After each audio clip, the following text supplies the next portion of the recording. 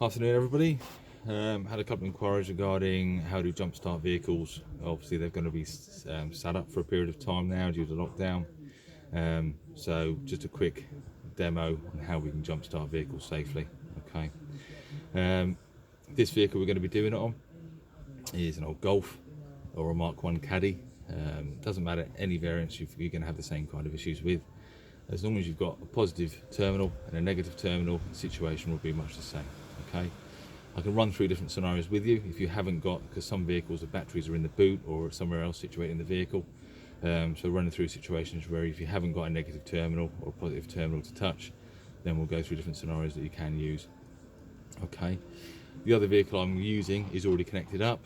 Okay, so when you are connecting the vehicles up, you connect your positive connection up first, then your negative, and then when you disconnect your negative lead first and then remove your positive. Okay, so positive is your normally red on your jump leads. Okay, that is normally your positive leads you can use, and that will go to a positive sign on the terminal.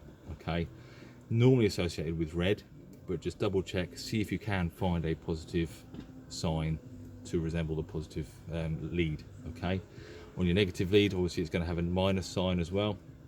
That will conform with your black is negative, red is your positive. Okay, but don't always take that as green. Okay, so what we're going to look at is starting this vehicle up.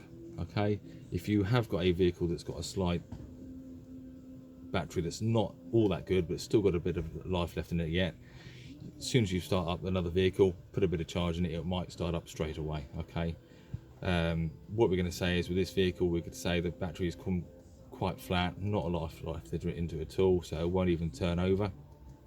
So we're going to have to leave the vehicles running, the one that I'm using to supply the voltage, leave it running for 5 or 10 minutes if you want to charge that battery and power back into that battery, and then we'll start the vehicle up.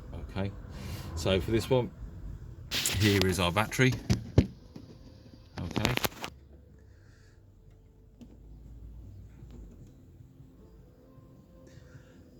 positive lead on this side. Okay, negative on this one. Okay, so like I said earlier, I've already got the other vehicle connected up. We're going to connect up our positive lead first, and then onto our negative lead. Okay, try not to touch any part of the bodywork if you're working in closely to the vehicle. And then what we're going to do now is start the other vehicle up to then start producing some more current going into that battery to put some more power into it. Okay, so our other vehicle at the present moment in time is an Ford Suzuki. Before starting any other vehicles up, obviously make sure it's in neutral, which I've already done that. Okay,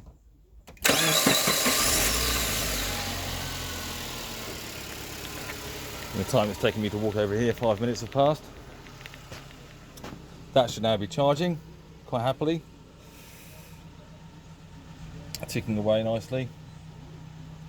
So obviously on a diesel vehicle, we're going to have to wait for the heater plugs to go out. This is an older vehicle, so it does take a little bit of time, not like your modern vehicles that will go out straight away as soon as you put the key in. So we will start the ignition up, wait for the orange lights to go out. I can hear the engine pitch of the other vehicle slightly change because it's taken a little bit of load now. Now the orange light's gone out. We've now got power. Give a little bit of rev, get the engine light to go out, the battery light. All right. So now we've done that.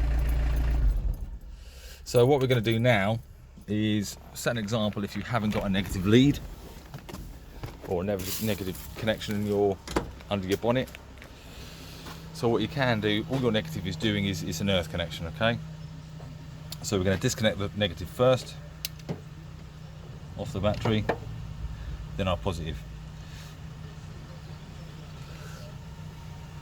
Okay, at the present moment in time, what you can do, if you haven't got a negative connection on the vehicle or on the battery, what we can do is find anything shiny or metallic on the engine itself. Okay, so ideally we want a nice engine mount, see what we can find.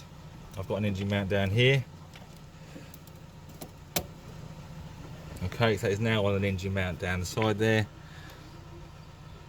Okay, we'll see if that should create enough of a current to start it.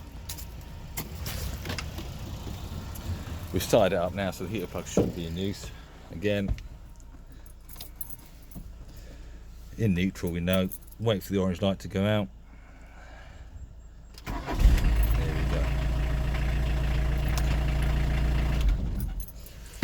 So that is in the case if you haven't got a negative bleed on your vehicle. You can use engine mounts or anything metallic associated with the vehicle. Don't forget, if you have got paint anywhere, current won't flow through the paint, so you will have to find a metallic surface, okay, to do that.